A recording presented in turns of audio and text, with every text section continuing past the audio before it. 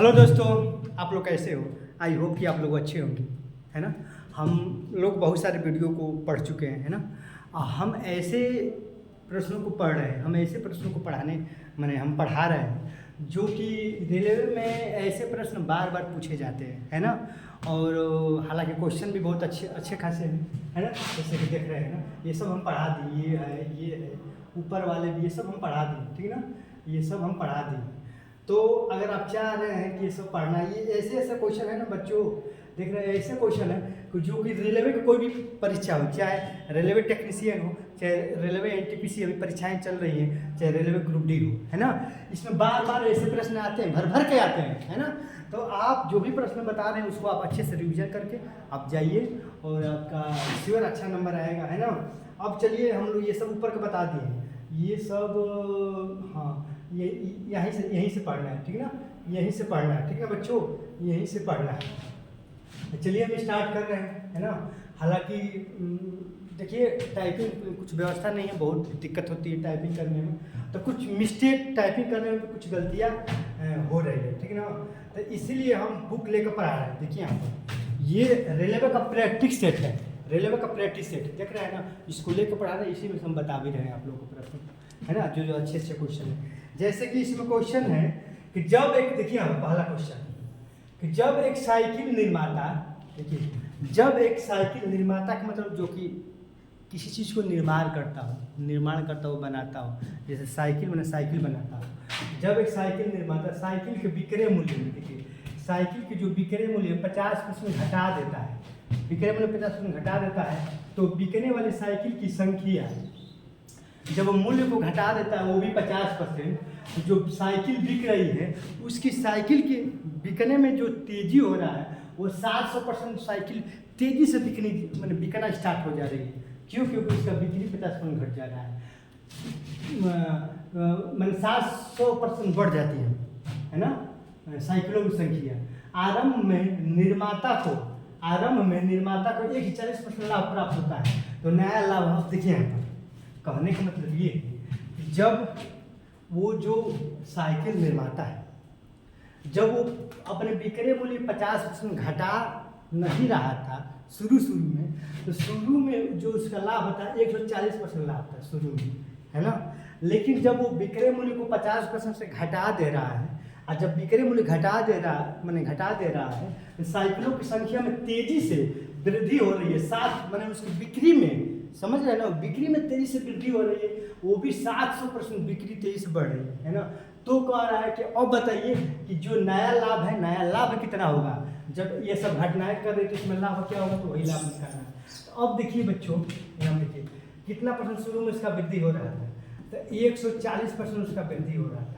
140% निकालिए तो 140/100, 0 से 0 कैंसिल, ये 2 7 ये 2 5 है, यानी कितना हो गया 7/5 हो गया, है ना।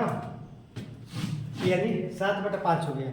यानी आपको तो ये मालूम हो कि नीचे क्रय मूल्य है और ऊपर आपका लाभ हो गया, प्रॉफिट हो गया, है ना। तो आपका 5 रुपया उसका क्रय मूल्य है, लेकिन लाभ कितना हो रहा है, 7 का लाभ हो रहा है। क्रय मूल्य से भी अधिक लाभ हो रहा है, देख रहे हैं ना। तो विक्रय मूल्य देखिए यहाँ पर अगर देखेंगे तो यहाँ से नीचे वाला क्रय मूल्य होता है, तो क्रय मूल्य सीपी कितना है, क्रय मूल्य तो 5 रुपया है ना। उसका जो लाभ है, प्रॉफिट है, वो कितना हो गया आपका, ऊपर वाला लाभ प्रॉफिट होता है 7 रुपये उसका लाभ हो गया। अब सेलिंग जो प्राइस है, विक्रय मूल्य कितना हो गया, तो जब जो भी क्रय मूल्य में लाभ जोड़ेंगे 7 5 12 रुपये क्या हो गया उसका, 12 रुपये उसका क्या हो गया बताओ, 12 रुपया उसका विक्रय मूल्य हो गया, है ना।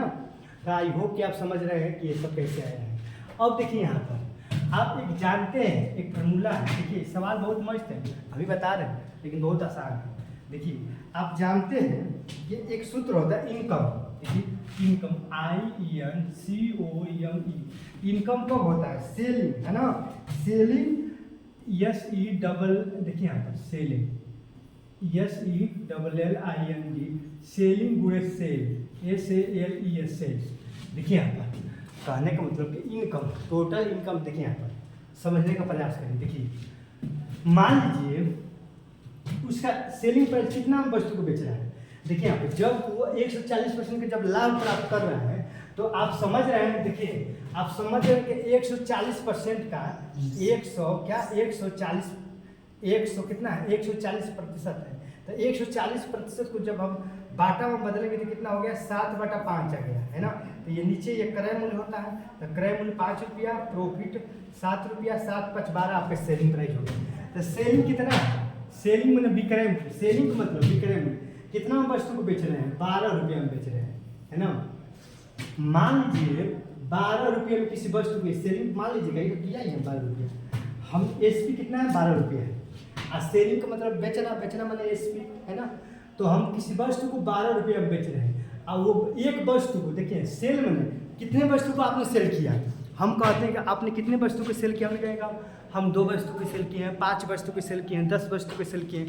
तो मान लीजिए हमने एक वस्तु को सेल किया, देखिए एक वस्तु का जो सेलिंग प्राइस है वो 12 रुपये है, तो टोटल कितना इनकम हो जाएगा, 12 कम 12, टोटल 12 रुपये इनकम होगा, है ना।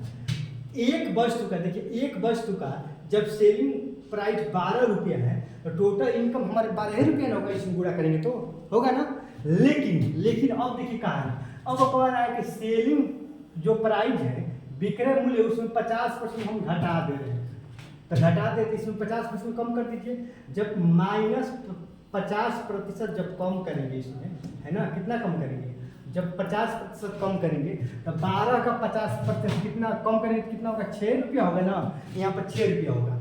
जब 50% जब आप इसमें से कम कर रहे हैं तो आ रहा है 6 रुपया, कितना रुपया आ रहा है बताओ दोस्तों, ये 6 रुपया आ रहा है ना।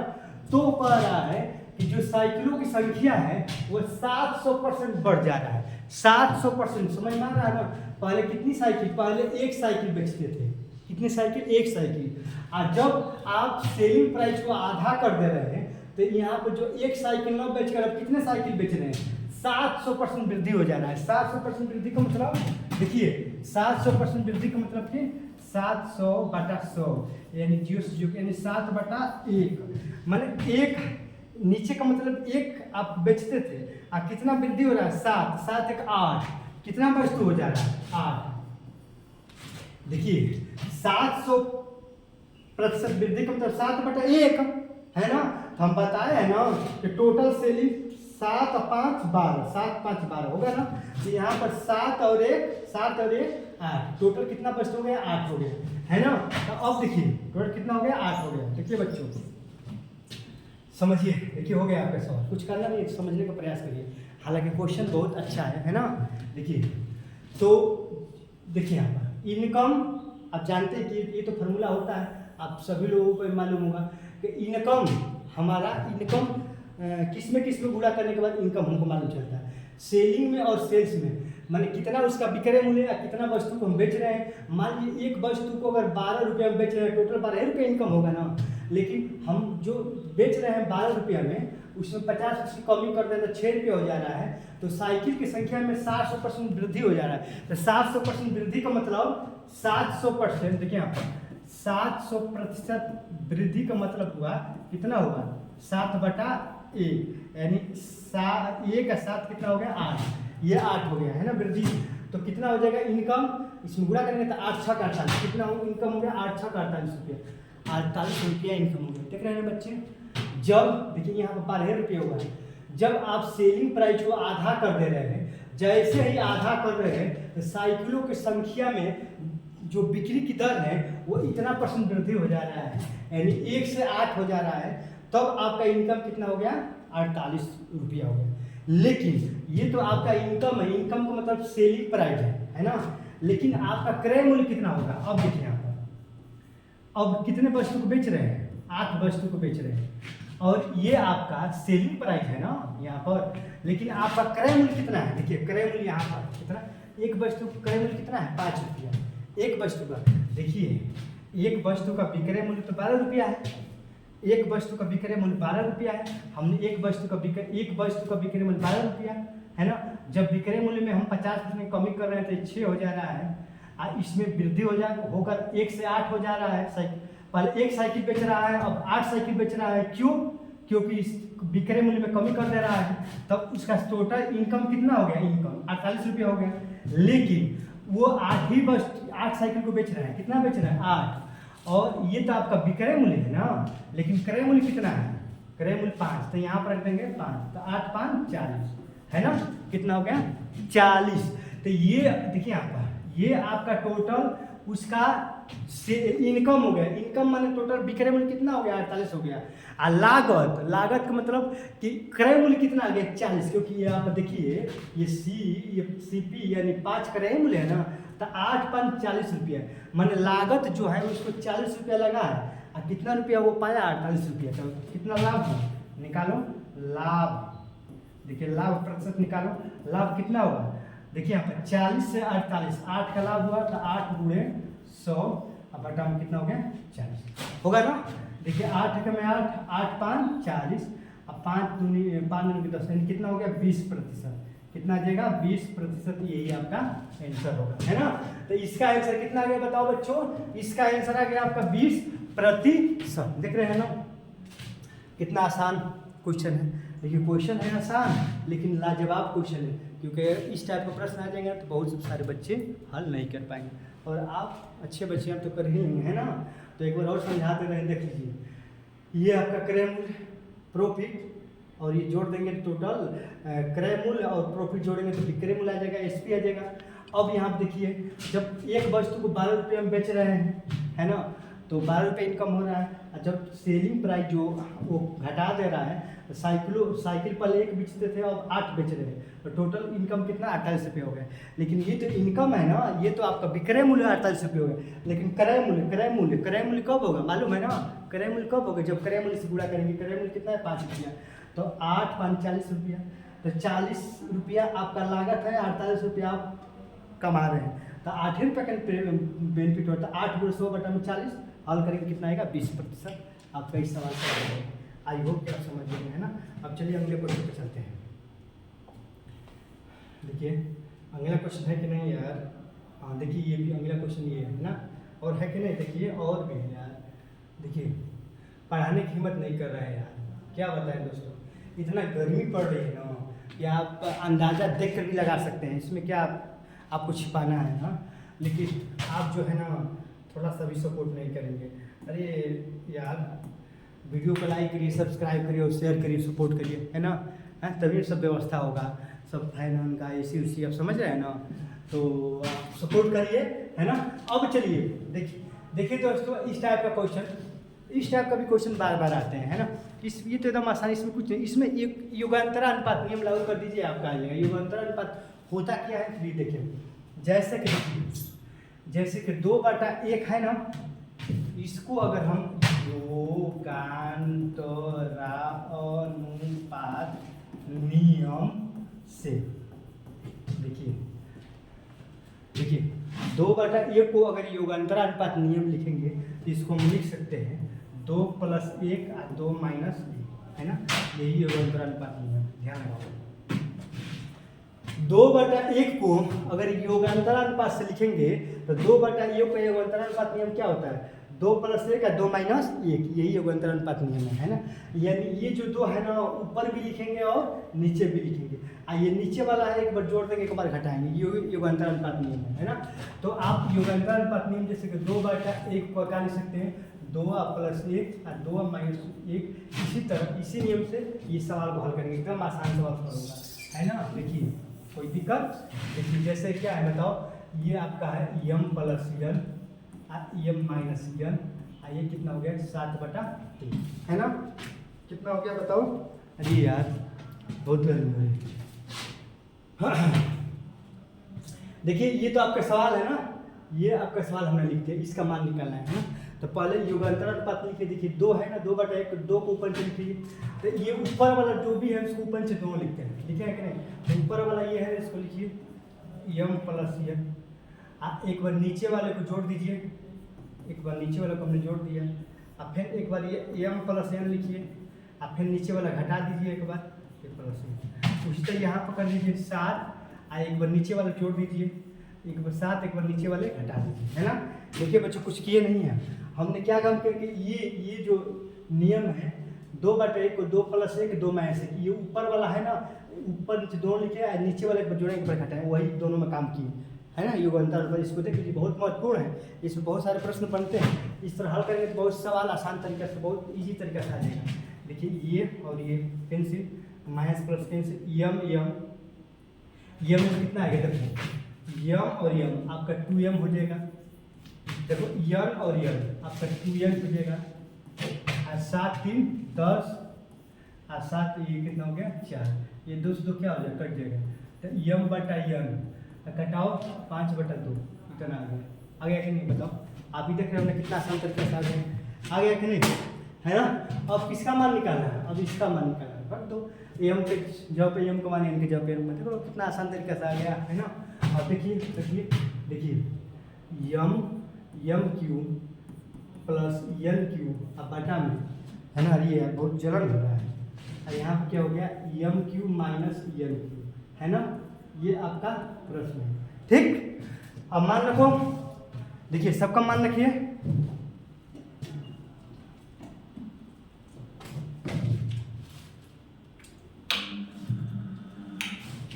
देखिए सबका मान रखिए, है ना। देखिए एम का जवाब, एम का मान कितना है, एम का मान 5, यहाँ पर रखिए। देखिए रखो यहाँ पर 5 का क्यू हो गया, यह एन का मान 2 का क्यू, फिर यहाँ पर रखो 5 का क्यू और 2 का क्यू, है ना। तो यहाँ पर हल करिए, देखिए दिखाई दे रहा है कि नहीं, है ना, दिखाई दे रहा है ना, हाँ दिखाई तो दे रहा है। अब देखिए और उधर भी दिखाई दे रहा है, हाँ दिखाई दे रहा है। अब देखिए यहाँ से इसको हल करें, देखिए 5 का क्यू 5 25 5 125 और 2 4 दूनी क्या 8 प्लस आइए 125 और माइनस 8, 125 8 30 30 133, है ना। इसमें से घटाएंगे तो 5 20 और 17 कितना हो जाएगा 17, है ना। हो गया आपका 117, यही आपका आंसर हो गया 133/117। देख रहे हैं ना कितना आसान तरीके से आपका सवाल हो गया। लेकिन आपको ये युगांतर अनुपात मालूम होना चाहिए, है ना। अगर नहीं समझ में आता आप कमेंट करिएगा, हम अच्छे से एक बार बताएंगे। चलिए अब अगले क्वेश्चन पे चलते हैं, ठीक है ना। देख रहे हैं, देखिए कौन सा है, देखिए एक लास्ट क्वेश्चन और क्वेश्चन है। हाँ अरे यार अभी और है वाह, अभी तो और है ना। चलिए ये बताकर, चलो क्योंकि इनको बताने का मन नहीं कर रहा, इतना गर्मी है ना, गर्मी हद से ज़्यादा है ना। अब चलिए देखिए बच्चों, इस क्वेश्चन को बता रहे हैं, है ना। इस टाइप का भी प्रश्न पेपर में बार बार आते हैं ना। देखिए इस टाइप के प्रश्न पेपर में बार बार आते हैं। देखिए जैसे क्वेश्चन है आपका, है ना, दिखाई दे रहा है ना ऊपर वाले। हाँ देखिए क्या है कि ए अकेले किसी कार्य को 10 दिन में पूरा करता है ना। ए अकेले किसी कार्य को 10 दिन में पूरा कर सकता है, बी अकेले उसी कार्य को 15 दिन में पूरा कर सकता है ना। ए बी सी एक साथ मिलकर उस कार्य को इतने 4 से 1/2 दिन में पूरा कर सकते हैं। बी यदि बी कार्य नहीं करता है, बी कार्य नहीं करता है, जबकि ए और सी कार्य करते हैं, सी से शुरू करके एक दिन का अंतराल पर कार्य करते हैं, मतलब एक दिन पर अंतराल वह है, समझ रहे ना। एक दिन ए काम करेगा, एक दिन सी काम करेगा, फिर एक दिन ए काम करेगा, फिर एक दिन सी काम करेंगे, है ना। अभी तो काम को छोड़ दिए, अभी तो काम करेंगे। देखिए ए काम को 10 दिन में पूरा कर रहे हैं, बी काम को 15 दिन में पूरा कर रहा है। ए बी सी तीनों मिलकर देखिए, है ना, ए प्लस बी अब प्लस सी तीनों मिलकर 4 दूनी 8 1 9/2 दिन में काम को पूरा कर दे रहे हैं। तो इसका जब आप लौसा लेंगे, है ना बच्चों, जब आप इसका लौसा लेंगे तो लौसा ले लीजिए 10 15 9 का लौसा लेंगे तो कितना हो जाएगा, है ना। तो 60 होगा, कितना हो जाएगा, नहीं आप दे लीजिए, है ना। 9 का आप 2 से कटाइए तो 5, यहाँ पर हो जाएगा 15 9, अगर आप 5 से कटाएंगे तो 5 3 और 9 3 और 3, तितली के 9 5 45 90 हो जाएगा। कितना आएगा बच्चों, देखिए दोस्तों 90 इसका लॉस हो गया। 10 9 9 हो जाएगा, 15 15 चौके 60 15 75 15 छक्का 90 हो गया, है ना। ये 10 यहाँ पर 9 10 पर 20 हो जाएगा, होगा ना। आई होप कि आप समझ गए होंगे कि 10 15 9 का जब लॉस निकालेंगे तो 90 आएगा, और जब इससे इसमें भाग करेंगे तो इतना आएगा, इससे इसमें भाग करके 2 नीचे से गुणा करते हैं ना, तो 90 में जब 9 से भाग करेंगे तो 10 बढ़ जाएगा, और 10 से नीचे वाले से गुणा, 10 दूनी के 20 हो गए, है ना। अब देखिए अब क्या कह रहा है कि बी कार्य नहीं करता है, बी कार्य को नहीं कर रहा है, तो बी का तो काम खत्म कर दीजिए, क्योंकि बी ही कार्य कर ही नहीं रहा है। अब काम कर रहा है कौन, सी। तो पहले क्षमता निकालिए, ए की क्षमता इतना, बी की क्षमता छोड़ और सी की क्षमता निकाल दीजिए। तो देखिए ए प्लस बी प्लस सी बराबर कितना है, टोटल 20 है ना। ए का मान 9 और बी का मान 6 और प्लस सी बराबर 20, 9 6 15, सी बराबर 20 माइनस 15, सी की क्षमता कितना आ गया, सी की क्षमता 5 आ गया, है ना। सी की क्षमता 5 आ गया। तो ए कार्य सी शुरू करता है, देखिए कार्य पहले सी करता है, उसके बाद ए करता है ना। देखिए पहले सी करता है, ए करता है, उसके बाद फिर कार्य सी करता है, फिर ए करता है, समझ में आ रहा है, ऐसा है ना। तो पहले दिन एक देखिए यहाँ पर सी कार्य को शुरू करता है, तो जब सी काम को करेगा तो सी की क्षमता कितना है, सी की क्षमता 5 है, और ए की क्षमता कितना है, ए की क्षमता 9 है।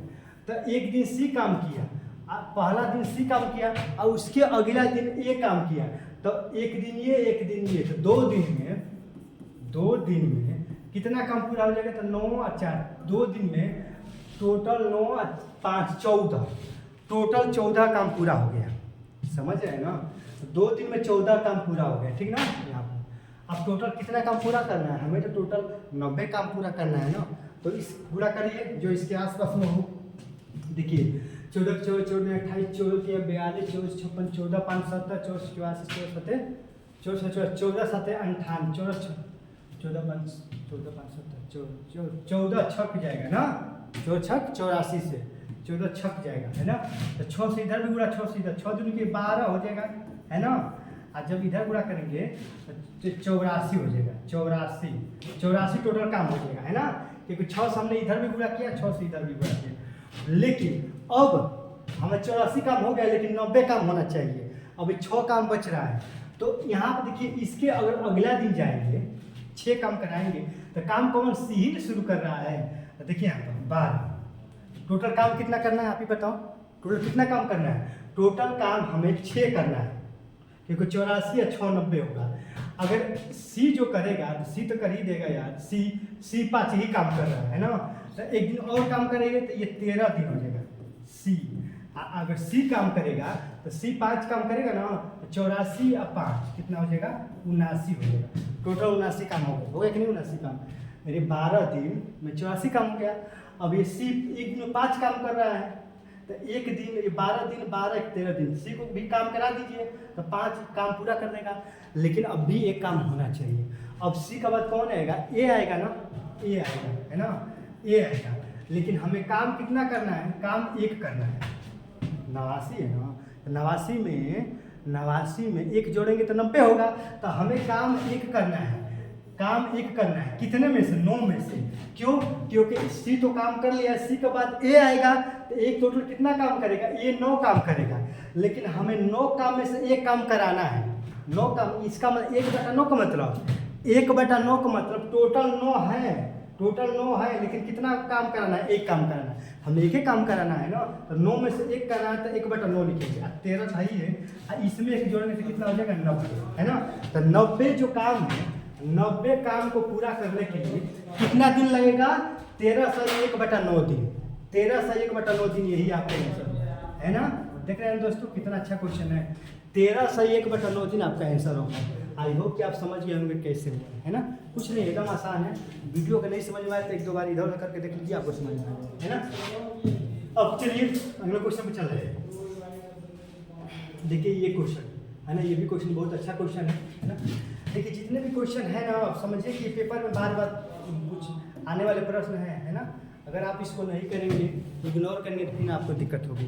ये देखिए यहाँ पे ये क्वेश्चन है ना, एक्स और वाई सोने और प्लेटिनम की 2 मिश्र धातुएं हैं, जो इन धातुओं को क्रम से 5:2 और 5:7 के अनुपात में मिलाकर तैयार की गई है। यदि हम इन मिश्र धातुओं पर समान मात्राओं को पिघलाकर तीसरी मिश्र धातु, देखिए तीसरी मिश्र धातु है ना, कुछ छूट गया है। देखिए यहाँ पर कौन सा क्वेश्चन है, तीसरी मिश्र, देखिए यहाँ पर है ना, तीसरी मिश्र धातु जेड में, देखिए तीसरी मिश्र धातु जेड, मान लीजिए कि जेड है, जेड में हम मिला रहे हैं तो कह रहा है ना कि सोने सोने सोने की मात्रा है ना, मात्रा और प्लेटिनम प्लेटिनम की मात्रा का अनुपात बताना है ना अनुपात। देखिए कुछ है नहीं, कहने का मतलब यही है कि एक एक्स है और एक वाई है, यहाँ पर एक्स ये और ये वाई है। एक्स में सोने प्लेटिनम का अनुपात, सोने प्लेटिनम का अनुपात, आई इन दोनों को एक दूसरे में मिलाकर जेड में मिलाकर और सोने प्लेटिनम का अनुपात बताया। तो कैसे बताते हैं, देखिए हम देखिए 5 संबंधित 2 जोड़ने से कितना होगा 7। देखिए हल करने का तरीका कुछ है नहीं, ये तो आपके एक्स वाला है ना, वाई में कितना है 5 संबंधित 7 है, इन टोटल को जोड़ेंगे तो कितना हो गया 12। पहले कुछ नहीं करते, पहले इनको मात्राओं को बराबर करते हैं। तो यहाँ 5 2 7 है, 5 7 12 है, तो मात्राएं जब बराबर करेंगे तो ये तो 7 और ये कितना है 12 है, इनको बराबर करिए। तो बराबर करने के लिए इसमें क्या करेंगे, इसमें 12 से गुणा करेंगे, ऊपर वाले में 12 से, इसमें 7 से, तभी तो बराबर करो। देखो 12 से गुणा करो, सब में गुणा करेंगे, 12 5 7, 12 दूनी के 24 है ना। अब उसके बाद आप करेंगे तो 12 6 12 7 84। अब इसमें गुणा करिए 7 7 5 35 और 7 7 49, यहाँ हो जाएगा। देखिए मात्रा बराबर है।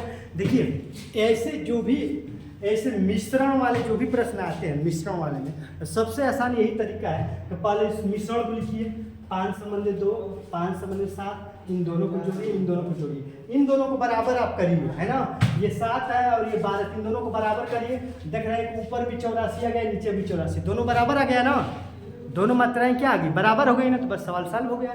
तो अब दोनों बराबर करने के लिए क्या करेंगे, आप दिमाग लगाइए, इन दोनों का लौसा ले लीजिए। तब जब 12 और 7 का लौसा लगेगा 84 आएगा, तो 84 इसको बनाने के लिए इसमें 12 से गुणा करेंगे सब में, और इसमें 7 से सब में गुणा करेंगे, है ना। तो इसका भी 84, इसका भी 84, अब बस हो गया।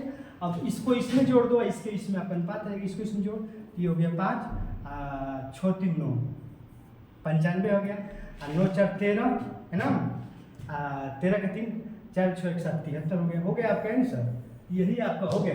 जो तीसरा जो है ना, तीसरा देखिए यहाँ पर तीसरा जो मिश्र जेड है उसमें सोने और प्लेटिनम का अनुपात कितना आ गया 95.73 है ना। आंसर दिया है कि नहीं, आगे हाँ 95.73, यही आपका आंसर होगा 95.73। देख रहे हैं ना। अभी बताओ कितना आसान है, हार्ड है एकदम आसान है। इसमें क्या करना है, बस कुछ नहीं कि ये मात्रा हमने दोनों लिख दिया ना, यहाँ हमने इसको जोड़ दिया। इन दोनों को बराबर करने के लिए आप समझ ही रहे हैं कि ये भी 84 ये भी 84, कुछ नहीं, अब दोनों को बराबर कर दिया। उसके बाद इसको इसमें जोड़ दो, इसको इसमें जोड़ दो, यही आपका तीसरा अनुपात। तीसरे जो जेड में ये इसमें ये सोना और प्लेटिनम का मिश्रण हो गया 95 संबंधित 73, यही आपका आंसर है ना। देख रहे हैं कितना आसान है। अब देखिए, अब चलिए हटा रहे अब चलिए है ना, देखिए यहाँ पर है ये क्या है 95 संबंधित 73 है ना, 95 से 73, यही आपका आंसर। थोड़ा नीचे चला गया था ऑप्शन है ना। अब चलिए एक कौन सा क्वेश्चन है यार, 5 दिन में एक साथ पूरा कर सकते हैं, अरे यार देख चलिए। हाँ अब एक और क्वेश्चन होगा है ना, यहाँ पर देखिए, यहाँ पर है ना बच्चों, देखिए यहाँ पर देखिए ये भी क्वेश्चन बहुत मजेदार है ना। तो इसको हल कैसे करेंगे है ना,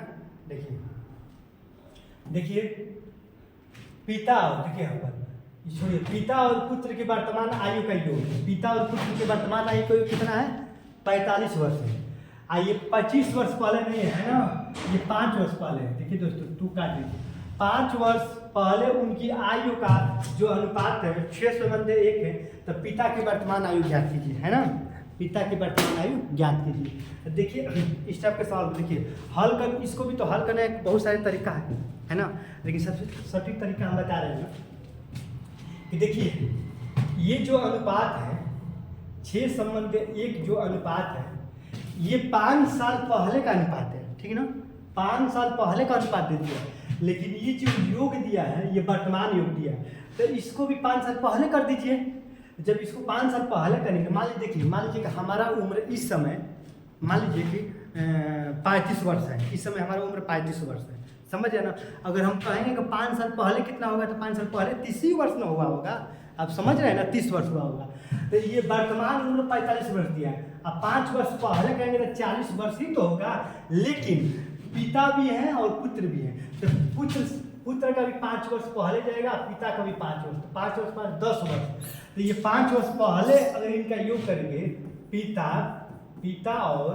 पिता और पुत्र का 5 वर्ष पहले आयु कितना होगा, आयु का योग कितना होगा बताओ, आयु का कितना होगा, 35 होगा कि नहीं। पिता और पुत्र का 5 वर्ष पहले आयु का योग कितना होगा, 35 होगा ना, क्योंकि 10 से कम हो जाएगा, 10 कम करेंगे तो 35 ना होगा, क्योंकि 5 वर्ष पहले पिता करेंगे, 5 वर्ष पुत्र करेंगे, तो 10 कम कर दीजिए। तो पिता और पुत्र का जो 5 वर्ष पहले टोटल आयु का कितना हो गया, 35 हो गया। लेकिन 5 वर्ष पहले उनकी अनुपात कितना दिया है, पिता और पुत्र का अनुपात 6 संबंध है, तो जोड़ दिए 6 और 1 7, तो 7 6 1 7 का वैल्यू कितना है, ये भी तो 5 वर्ष पहले का ही अनुपात है, ये भी 5 वर्ष पहले का ही योग है पिता पुत्र का। तो ये भी तो पिता है पुत्र, दोनों का योग 6 1 7, 7 का वैल्यू कितना दिया 35, तो 1 का वैल्यू कितना हो जाएगा 7, 1 का वैल्यू 5 हो जाएगा, 1 का वैल्यू 5। तो क्या कह रहा है, पिता की वर्तमान में, तो पिता की जो यहाँ पर अनुपात 6 दिया है ना, तो 1 का वैल्यू 5, तो 6 का वैल्यू 6 5 30, ये आपका 30 वर्ष आ गया। लेकिन ये जो 30 वर्ष है, ये 6 का मान निकाले, ये 5 वर्ष पहले का मान निकाले हैं ना, अब वर्तमान कह रहा है, तो 5 वर्ष पहले 30 है, तो वर्तमान में देखिए हम वर्तमान में 5 वर्ष बाद निकालेंगे ना, ये जो है ये 6 का अनुपात जो निकाले हैं ना, वो 5 वर्ष पहले का आप निकाले हैं ना, तो 5 वर्ष पहले का जो 5 वर्ष पहले जो पिता की उम्र है कितना हो गया, 30 वर्ष हो गया। लेकिन वर्तमान उम्र कह रहा है ना, तो 5 वर्ष पहले हमारा मान लीजिए उम्र 30 वर्ष है, तो इस समय वर्तमान उम्र 35 वर्ष होगा ना, 5 वर्ष बाद इसमें 5 जोड़ दीजिए, लिखेंगे पिता का वर्तमान आयु कितना होगा बताओ, वर्तमान आयु 30 + 5 कितना होगा, ये 30 ही है, अब 5 और जोड़ देंगे, 5 और तभी तो वर्तमान आयु निकलेगा, तो 35 वर्ष, समझ रहे हैं ना। तो ये आपका आंसर होगा 35 वर्ष, पिता का वर्तमान आयु 35 वर्ष, समझ रहे हैं ना। अगर पुत्र कहेगा तो पुत्र का 1, तो 1 का अनुपात 5, तो वर्तमान कहेगा ना, तो ये तो 5 वर्ष पहले 5 साल का पुत्र था, अब वर्तमान कहेगा तो 5 में 5 जोड़ेंगे 10 वर्ष हो जाएगा। तो पिता का उम्र 35 वर्ष, पुत्र की उम्र 10 वर्ष हो जाएगा वर्तमान, समझ आया ना। आई होप आप समझ लो। हालांकि इसको हल करने का और तरीका है, लेकिन ये सबसे सटीक तरीका है ना। तो आप देख रहे हैं, आप इसको हटा रहे हैं ना, अब देख रहे हैं और क्वेश्चन है। हाँ एक और क्वेश्चन है, अरे यार वीडियो कितना हो गया, बस यही लास्ट क्वेश्चन है, वीडियो कितना लंबा हो गया यार, देखे तो है ना 33 मिनट हो गया है। देखिए बच्चों एक लास्ट क्वेश्चन बता रहे हैं ना, यही लास्ट क्वेश्चन है, उसके बाद वीडियो को हम पोस्ट करते हैं, है ना। देखिए आप सपोर्ट करिए, है ना, वीडियो को आप शेयर करिए, सब्सक्राइब करिए, और है ना, इसके बाद मज़ा आएगा यार पढ़ाने में। आप लोग सपोर्ट कर ही नहीं रहे हो, देखो। हाँ ठीक है, देखिए ये वाला एक सवाल है, पीटर कस्बा ए से तथा पाल कस्बा बी से वे अपने एक दूसरे के कस्बे की तरफ एक ही रास्ते पर एक ही समय शुरू करते हैं। वे रास्ते में एक स्थान पर मिलते हैं और अपनी यात्रा जारी रखते हैं। पाल से मिलने के बाद पीटर इतने घंटे में गंतव्य स्थान में पहुंचता है, जबकि पाल 6 घंटे में पीटर के कस्बे में पहुंचता है। यदि पीटर की जाल इतना है तो पाल की चल क्या। देखिए यहाँ पर कहने का मतलब दोस्तों हम पढ़ लिया, आप लोग समझ ही नहीं आएगा क्वेश्चन कह क्या रहा है ना। वास्तव में ये बहुत अटपटा क्वेश्चन ही है, इसको अगर बेसिक तरीका से हल करोगे तो दिक्कत हो जाएगी, फिर आप कंपटीशन कभी फाइट नहीं कर पाओगे। हालांकि इसके हम एक ट्रिक बताएंगे, शानदार ट्रिक, वैसे ट्रिक सॉल्व करोगे, है ना। इसमें पहले क्वेश्चन समझो, क्वेश्चन कह क्या है। मान लीजिए एक कस्बा ए है,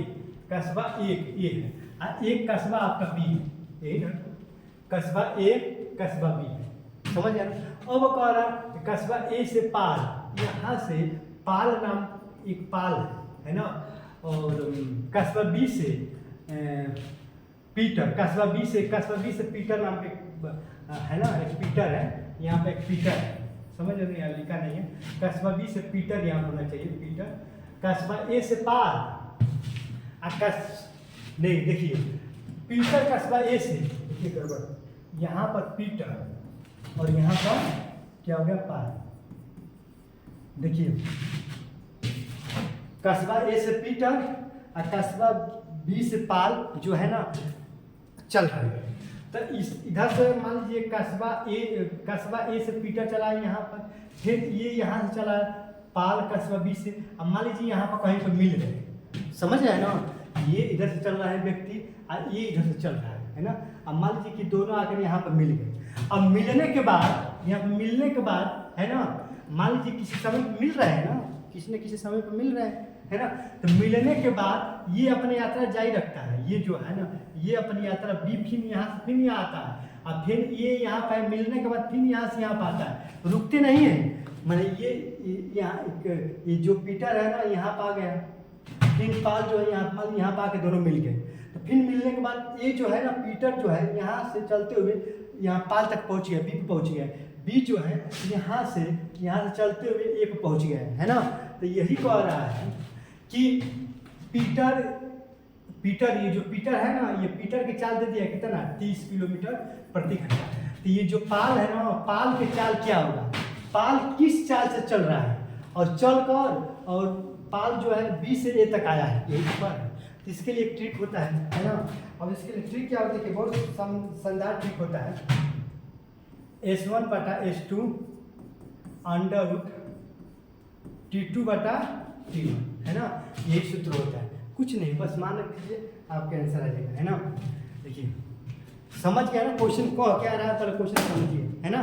देखिए एक पीटर ए पर है, पाल बी पर है, ये पीटर इधर से चल रहा है और ये इधर से चल रहा है, ये दोनों कहीं पर मिल रहे हैं। मिलने के बाद भी ये जो पाल है अपने चाल को जारी रखता है, अपने चल रहा है ना, यहाँ से यहाँ इसको यहाँ पा गए, और ये मिलने के बाद यहाँ पा गए। तो ये जो चल रहा है वो तो समझ में आ रहा है कि ये जो चल रहा है वो 30 किलोमीटर प्रति घंटे चाल से चल रहा है पीटर, लेकिन ये जो पाल है वो किस चाल से चल रहा है यही नहीं मालूम है, उसी को निकालना है ना। तो इस टाइप का जब भी प्रश्न आते हैं, इस टाइप को प्रश्नों को हल करने के लिए ये एक शानदार ट्रिक है ना। अब इस शानदार ट्रिक को हल करिए। देखिए आपको कुछ नहीं, देखिए S1 में जो चाल है कितना 30 दिया है, S2 का तो मान निकालना है, वही तो चाल निकालना है, चाल है ना। आप यहाँ पर देखिए T2 T1 कितना है, देखिए पीटर मिलने के बाद पीटर ये आपका T1 हो गया, स्थान बी पर जबकि पाल 6 घंटे में, ये आपका T2 हो गया। T2 का मान कितना है 6 और T1 का मान कितना है 13.5, है ना। अरे ये आपका T1 हो गया, ये हो गया आपका T2, ये हो गया आपका S1 और ये आपका S2 तो निकालना है क्वेश्चन में, ठीक ना। अब इसको हल करिए, 30 बटा S2 हो गया, है ना।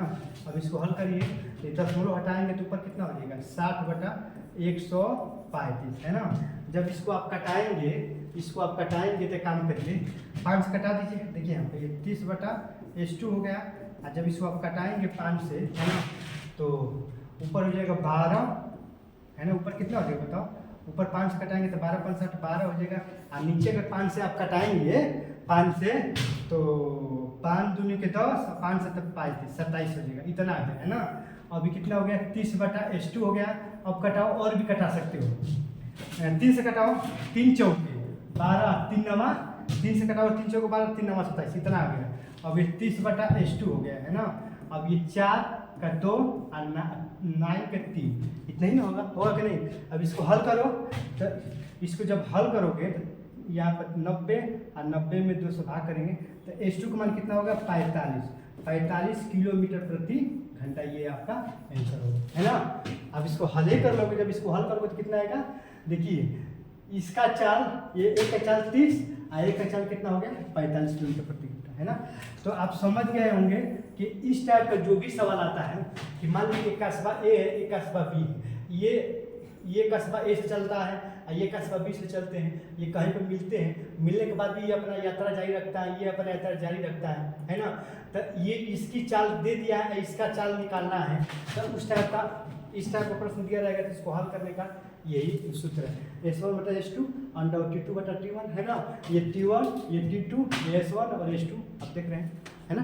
तो आई होप कि आप समझ गए होंगे बच्चों इस टाइप का प्रश्न हल करने का ये ट्रिक है ना। बाकी जो भी प्रश्न में अगर दिक्कत या परेशानी हो रही है ना तो हमें कमेंट करिए है ना।